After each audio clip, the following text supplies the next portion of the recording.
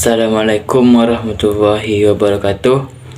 Kami dari kelompok 7 yang beranggotaan pertama Hana Hafiansah, yang kedua Nur Halimah, yang ketiga Khairul Abdi, yang keempat Khairul Abdi, dan yang kelima Firdan Alfin.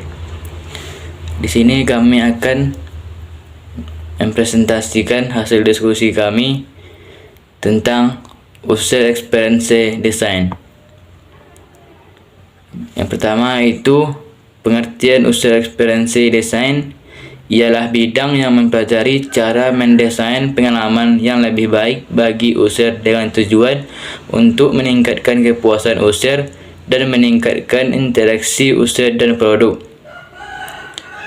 User experience design bertujuan untuk menciptakan produk yang mudah digunakan, menarik, dan efektif bagi pengguna, sehingga mereka dapat dengan nyaman berinteraksi dengan produk tersebut tanpa hambatan dan kebingungan. Dua faktor utama pembentuk user experience design atau UXD. Sebenarnya ada beberapa faktor pembentuk, cuman dalam video ini saya akan membahas 3 diantaranya yang paling penting. Yang pertama yakni ada useful atau berguna. Useful ini memiliki arti bahwa produk tersebut memiliki fungsi dan kegunaan bagi user. Seperti halnya pada gambar yang telah ditampilkan, gambar tersebut menunjukkan perbandingan kegunaan dari produk yang sama. Kursi pertama tidak memiliki kegunaan karena tidak memiliki ruang untuk kaki di depannya. Sedangkan kursi di belakangnya dia memiliki kegunaan dan dapat digunakan oleh user. Walaupun kedua kursi tersebut memiliki bentuk proporsional yang sama dengan kursi yang di belakangnya, kursi tersebut tidak useful karena tidak dapat memberikan kegunaan utamanya yakni sebagai tempat duduk. Selanjutnya yakni ada usable atau dapat digunakan.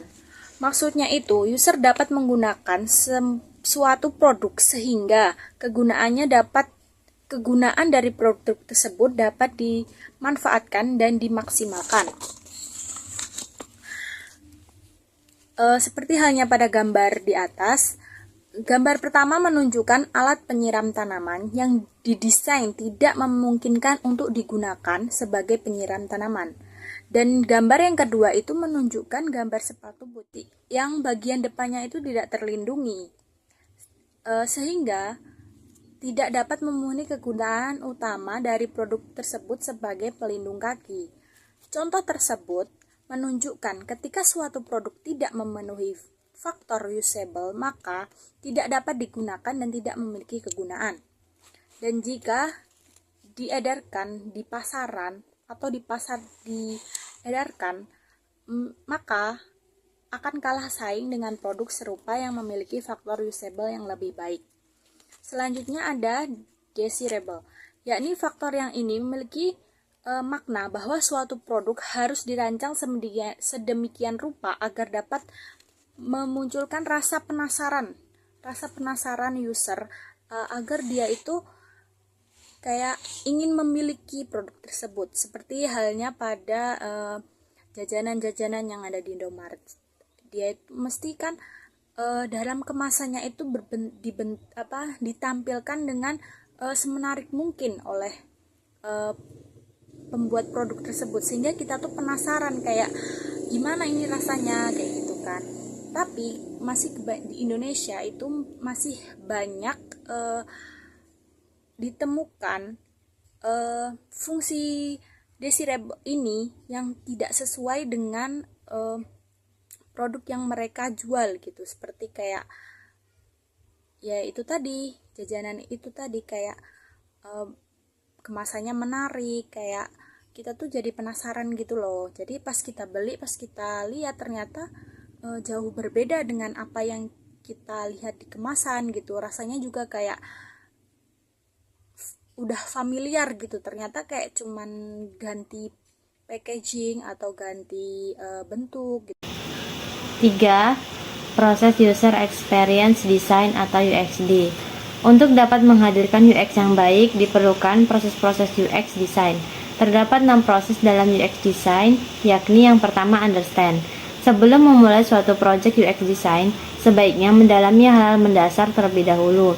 Hal ini berarti harus memahami dua elemen yang penting terkait produk, yakni user dari produk dan brand produk.